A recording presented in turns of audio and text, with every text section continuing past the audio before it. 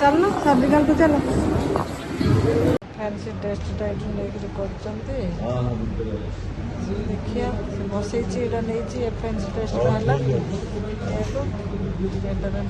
बसिया के समय बसला जीवु आ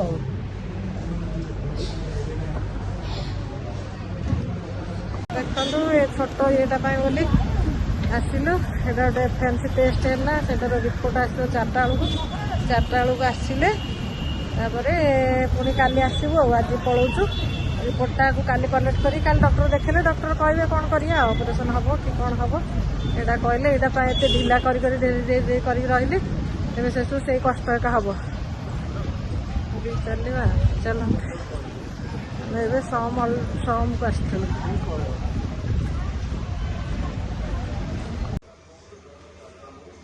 चलतु आज संध्या टे कम थी एपटे आसलु तो सान भौणी घर पलि आसचु आज कौन ये करनी कड़े गल रे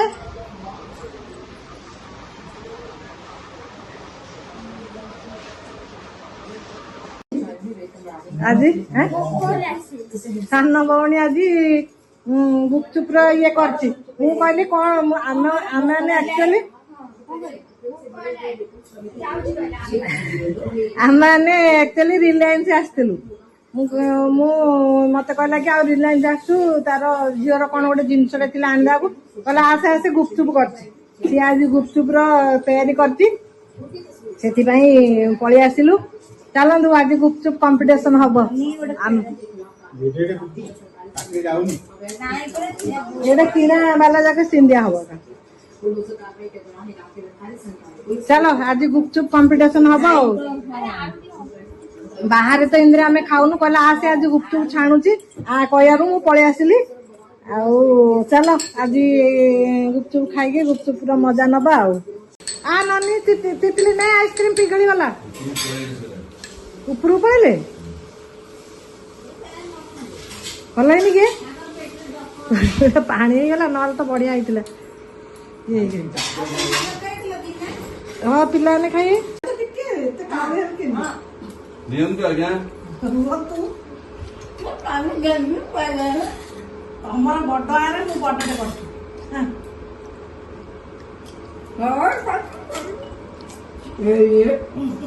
बहुत आम मत गेंदी कह आप बेसी ओवर स्मार्ट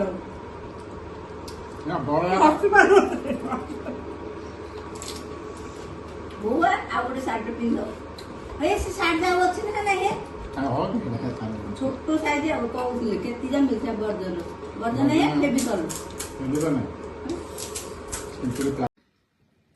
सान भौणी आड़े तो टे पलू एक्चुअली 1 नंबर जाइलु सी फोन कला कौन कर मुझे आम टे मार्केट पलि आसना आठी तो आसु 1 नंबर आसुनु घर आड़े मु गुपचुप कर खाइबा कहली चल जा सी गुपचुप कर पलैली जाइए बुलाबुली करके आसलु आईटा तो मोर काली की आज एफएमसी टेस्ट हो काली की आउ थे पुणी डॉक्टर पाखु जीवु काली गले डॉक्टर कौन कहते यार कारबार हम टे चलती आपण मैंने आम काली आज बढ़िया गुपचुप खाई 4 जन जाक आपण ब्लॉगटा देखु देखी सारे मत कमेंट कहूँ बाकी एमती तो चलती दिन जय जगन्नाथ शुभ सकाळ आपण माने सब केमती अछंती भल अच्छी आज आ गोटे दिन नुआ सकाळ आज सकाळ सकाळ उठिकी तो आज आ योगा को जाइनी योगा क्लास गलिनी ये जाइछंती तल को योगा क्लास करिया पाई टे शीघ्र शीघ्र काम सर देले आज हॉस्पिटल को जिबा हॉस्पिटल आज मोर एटार सर्जरी हम छोट सर्जरी गोटे हम सब तो दी दिन गलु सब टेस्ट है गोटे दिन एफएमसी है गोटे दिन ब्लड फ्लड सब टेस्ट है सब ठीक ठाक अच्छी रिपोर्ट ठीक अच्छी कहले ना ये किसी सेमती किसी ये ना छोट गोटे ये बढ़ी जाटा को आम क्लीयर कर काढ़देले भल हो तथापि आज टे डर डर लगुच ସକାଳୁ ଉଠିଲି ମୁଁ କହିଲି ନାଇଁ ନାଇଁ ମୁଁ ଆଉ ଯୋଗା ଯିବିନି, ଶୀଘ୍ର ଶୀଘ୍ର ଟିକେ ଘର କାମ ସାରି ଠାକୁର ପୂଜା ସାରି କଲେ 9ଟାରେ ଯିବାକୁ ପଡିବ ହସ୍ପିଟାଲ। 9ଟାରେ ଗଲେ ସେ କହିଛନ୍ତି 9ଟା ବେଳକୁ ପଳେଇ ଆସିବ। 9ଟାରେ ଆସିଲେ ତାର ଯାହା ଯେମିତି କରିବା କଥା କରିବେ ଆଉ। ସେଥିପାଇଁ ମୁଁ ଆଉ ଉଠିଲି, ଉଠିକି ସିଏ ଗଲେ ଏବଂ ଟିକେ 7ଟା ବାଜିଗଲାଣି। ଯୋଗା କ୍ଲାସ ଗଲେ 1.5 ଘଣ୍ଟା ହେଇଯାଉଛି, 5:45ରୁ 7:30 ଆଉ କଥାବାର୍ତ୍ତା ହେଇକି ଆସିଲା ବେଳକୁ 8ଟା ହେଇଯାଉଛି। ଆସିଲା ବେଳକୁ ମୋର ଏ କାମ ସରିବନି, ସେଥିପାଇଁ ମୁଁ ଆଉ ଇଏ କରିକି ଗଲିନି। ଏବେ ମୁଁ ଟିକେ ମୋର ନିତ୍ୟକର୍ମ ସାରିକିରି ଏବେ ଆସିଲି, ଚା ଟିକେ ପିଇବା, ଚା ପିଇ ସାରିକି ତାପରେ ଠାକୁର ପୂଜା କରିବି। ଠାକୁର ପୂଜା କରିସାରିକି ଯିବା ଆଉ, ଦେଖିବା କଣ କେମିତି ହଉଛି। ଟିକେ ଡର ଲାଗୁଛି, ଯାହା ହେଲେ ବି ସେ ଯୋଉ ଟିକେ ଚିରା ଲଗେଇକି ସେ ବାହାର କରି କ୍ଲିୟର କରିବ, କାଲୁଆ କରିବେ, ଲୋକାଲ ଏନେସ୍ଥେସିଆ ଦେଇକି କରିବେ ବୋଲି କହିଛନ୍ତି। ଦେଖିବା କଣ ହଉଛି। ଆଉ ଆମର ତ ଆର୍ମି ହସ୍ପିଟାଲ, ଆର୍ମି ଇଏରୁ କରିବାକୁ କହିବାରୁ ସେମାନେ କହିଲେ 3 ଦିନ ଏଡମିଟ ହେବାକୁ ପଡିବ। ମୁଁ କହିଲି ନାଇଁ 3 ଦିନ ହବନି, ଆମେ ସିଭିଲ ଇଏରେ ଯାଇକି କରିଦବା ଆଉ କହିକିରି ସେଇ ଇଏରେ କରୁଛୁ। ଚାଲନ୍ତୁ ଆଜି ଦିନଟା ଆରମ୍ଭ। ସାନ ଭଉଣୀ କହିଛି ମୁଁ ଆସିବି, କହିଛି ସେ 10ଟା 11ଟା ବେଳକୁ ଆସିବ ବୋଧେ। ମୁଁ କହିଲି ହଁ ହଉ, ତୁ ଘରେ ଆସିକିରି ଥା, ରୋଷେଇବାସ କରିଦେଇଥା। ଆସିଲା ବେଳକୁ ଯାହାହେଲେ ସେମାନେ କଲା ପରେ 1-2 ଘଣ୍ଟା ରଖିବେ ନା, ଆସିଲା ବେଳକୁ 2ଟା 3ଟା ହେଇଯାଇଥିବ। ଆସିକି ରୋଷେଇ ଫୋଷେଇ କରିଦେଇଥିବୁ। ଏମିତି ହେଇକି ଚାଲିଛି। ଚାଲନ୍ତୁ ଆଉ କଣ କରିବା। ଏ ଛୋଟ ଏଇଟାକୁ 8-9 ମାସ ଏତେ ଘିମିରି ପରିକା ଗୋଟେ ଛୋଟ ଇଏଟେ ହେଇଥିଲା, ସେଇଟାର ଏତେ ବଢି ବଢି ଏଇଟା ଏମିତିଆ ହେଲାଣି। ମୋର ଫାଷ୍ଟ ବ୍ଲକରେ ତ ଆପଣ ମାନେ ଦେଖିନଥିବେ, ଛୋଟଟେ ହେଇଥିଲା ଏକଦମ। ଇଏ ଏବେ 7-8 ମାସରେ ଏତେ ବଡ ହେଇଗଲାଣି। ଆଉ ଯୋଉଠିକି ଯେତେବେଳେ ଯିବ ସମସ୍ତେ କହିବେ ଯେ କଣ ହେଇଛି, ଏଇଟା କଣ ହେଇଯାଇଛି, ସେଇଟାର ଇଏ ଦେଇଦି। ତାପରେ ଆଜିକାଲି ଛୋଟ ରୋଗ ବୋଲି ଭାବିକିରି ରହିବାଟା ବି ଭଲ ନୁହଁ। ସେଥିପାଇଁ ବେଳ ଥାଉଣୁ ତ କରିଦେଇଛି, ଆଗକୁ କଣ ହବ। ଏବେ ସେମିତି କିଛି ଇଏ ନାହିଁ, ମାନେ ଭଲ ଇଏ ଅଛି, କିଛି ଖରାପ ଇଏ ନାହିଁ। ସେଥିପାଇଁ ଏଟାକୁ କ୍ଲିୟର କରିଦବା। ଚାଲ ଜିଆର କାରବାର ହବ ଆଉ। ଚାଲନ୍ତୁ, ଯିବା ପାଇଁ ରେଡି ହେଇଗଲି। ଚାଲ ଆସ, ଯିବା। ଲାଇଟ୍ ଫ୍ୟାନ ସବୁ ଯା ବନ୍ଦ କର। ସମସ୍ତଙ୍କର ବିଶେଷ ସକାଳକୁ ଯାଇକି ନେଇକି ଆସିଲି। ସମସ୍ତେ ବେଶୀ କରିଦେଲେ, କହିଲେ ଯାଅ ଭଲରେ କରିକି ଆସ। ଆଉ ଠାକୁରଙ୍କୁ ପ୍ରଣାମ କରିକି ଚାଲିବା ଆଉ। ଚାଲନ୍ତୁ ଯିବା। ଏଇଟା ଲାଷ୍ଟ ଦେଖିଦେଇଥାନ୍ତୁ ସବୁ ମୋର ମାନେ। ଆଉ ଏଇଟା ମୋର ଆଉ ଦେଖିପାରିବେନି, ଷ୍ଟିଚର ଚିହ୍ନ ଆସିବ ତାପରେ। ଚାଲନ୍ତୁ। ଆଜି ତ ମୋର ଉପାସ, ଟିକେ ଜଲଦି ଆସିବ, ତାପରେ କରିବେ। କାଲି ମୁଁ ଆଜି ଫୋନ୍ କରି ଗାଡ଼ିଟା କାଲି ସର୍ଭିସିଂ ଦେବି। ହସ୍ପିଟାଲରେ ଆସିକି ପହଞ୍ଚି ଯାଇଛୁ। ସବୁ କଣ ସବୁ ଇନଷ୍ଟ୍ରୁମେଣ୍ଟ କଣ ସବୁ ବାହାରୁ କିଣିବାର ଅଛି, ଆଉ କଣ କଣ ଆଣିବାର ଅଛି ସବୁ କହିଲେଣି। ଇଏ ଯାଇଛନ୍ତି, ବାହାରୁ ନେଇକି ଆସିଲେ ହବ ଆଉ। ସରିଲା ମୋର ଅପରେସନ୍ ହେଇକି ପଳେଇ ଆଇଲୁ। ଏଠାଟା ଇଏ କଲା, ଇଏ ସେବା କରିବାକୁ ଆସିଛି। ଆଉ ଦିପହରେ ଖାଇବା ପିଇବା ଭଲ କରି ଦେଲା, ଦେଇ ସାରିକିରି ମେଡ଼ିସିନ ଖାଇକି ଶୋଇପଡ଼ିଥିଲି। ଏବେ ଆଉ ଥରେ ରାତିରେ କ'ଣ ସବୁ ବନେଇଲାଣି। ମୁଁ କହିଲି ନାଇଁ ମୁଁ ଭାତ ଖାଇକି କହୁଛି ନାଇଁ ଭାତ ଖା, ନା ରୁଟି ଖା। ଆଉଥରେ ମୁଁ କହିଲି ନାଇଁ ଭାତ ଡାଲି ଭଜା କ'ଣ କରିଛି ଖାଇବୁ। ଆଉ ଖାଇକିରି ସେଇଠି କରେଣ୍ଟ ପଳେଇଲା। ଖାଇବୁ, ଖାଇସାରିକିରି କରିବୁ ଆଉ। ଝିଅ ଆସିଥିଲା, ବଡ଼ ଝିଅ ଆସି ତାକୁ ଛାଡ଼ି ଦେଇକି ପଳେଇଛି। ସାନ ଝିଅଟା ଅଛି ତ, ସେଥିପାଇଁ ସେ ଆସିନି। ଏମିତି ହେଇକିରି ଚାଲିଲା ଆଉ। ଆଜି ଦେଖ ବଡ଼ ଗୋଟେ ସର୍ଜରୀ ହେଲା, ଆଉ ଭଉଣୀ ଆସିଛି ସେବା କରିବାକୁ। ଭଉଣୀକୁ ମତେ ଡର ଲାଗୁନି, ଯାହାର ଅପରେସନ ହେଇଛି ତାକୁ ଡର ଲାଗୁନି। ପେସେଣ୍ଟକୁ ଡର ନାହିଁ, ଆଉ ସିଏ ଯେ ଏକାଥରେ ଛାନିଆ।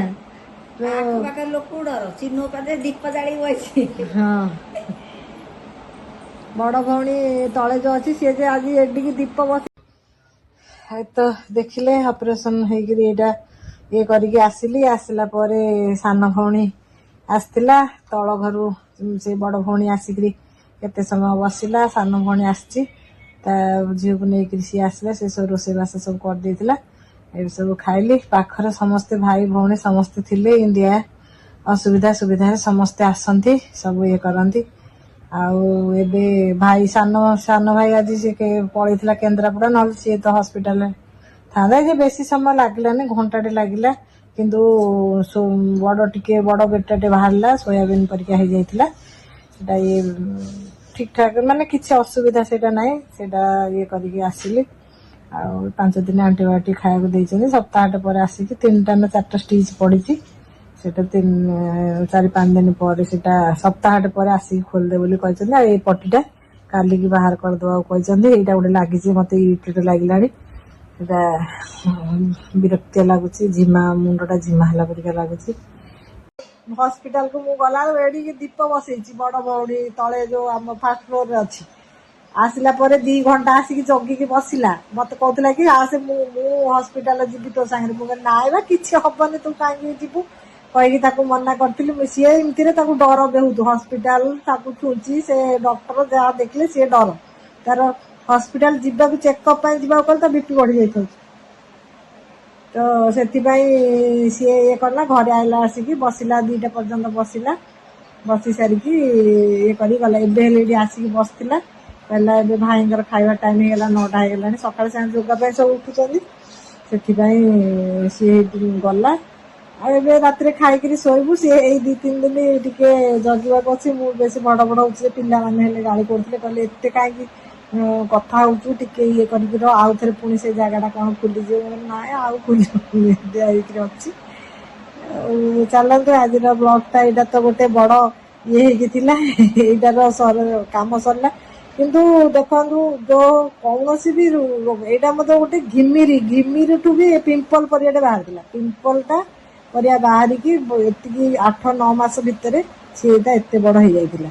ଆଗକୁ ବଢିଥାନ୍ତା, ବଢି ଏକା ଯାଉଥିଲା, ବଢିଥାନ୍ତା। ସେ ଖରାପରେ ହଉ କି ଭଲରେ ହଉ, ମୁହଁ ଆଗରେ ଗୋଟେ ଜିନିଷଟେ ବଢିଲେ ତ ସେଟା ଭଲ ନାହିଁ। କିନ୍ତୁ ସେଟା ବେଳ ଥାଉ ଅପରେସନ କରିଦେଲି। ଆଉ ଭଗବାନ ଦୟାରୁ ଏଟା କେମିତି ଆଉ ନ ହଉ, ଏତିକି ମୁଁ ଭାବୁଛି। ମୁଁ ଡକ୍ଟରଙ୍କୁ କହିଲେ, ସେ ସର୍ଜରୀ କଲାବେଳେ କହିଲେ ଆଉ ହବନି। ତ ସେ କହିଲେ ସେମିତି କିଛି କହିହବନି, ଏଇଟା ନ୍ୟୁରୋ ପ୍ରୋବ୍ଲେମ ରୁ ହଉଛି, ଦେହର କୋଉ ଜାଗାରେ ବି ଏମିତି ହେଇପାରେ, ସେଇଟାର କିଛି ଗ୍ୟାରେଣ୍ଟି ନାହିଁ। କହିଲେ ଆମେ ତ ପୁରା ତାକୁ କ୍ଲିୟର କରି କାଢି ଦେଇଛୁ, ଦେଖନ୍ତୁ ଏମିତି କହିକି ଷ୍ଟିଚ୍ ପକେଇକି କରିଦେଇଛନ୍ତି। ଆଉ ଆଜିର ମୋର ଏଇ ମେଡିକାଲ ଯିବା ବ୍ଲଗଟା ଦେଖନ୍ତୁ। ଆପଣ ମୋ ଚ୍ୟାନେଲକୁ ଟିକେ ଲାଇକ୍, ସେୟାର, ସବସ୍କ୍ରାଇବ କରିଦିଅନ୍ତୁ। ରହୁଛି, ଜୟ ଜଗନ୍ନାଥ, ଶୁଭରାତ୍ରି।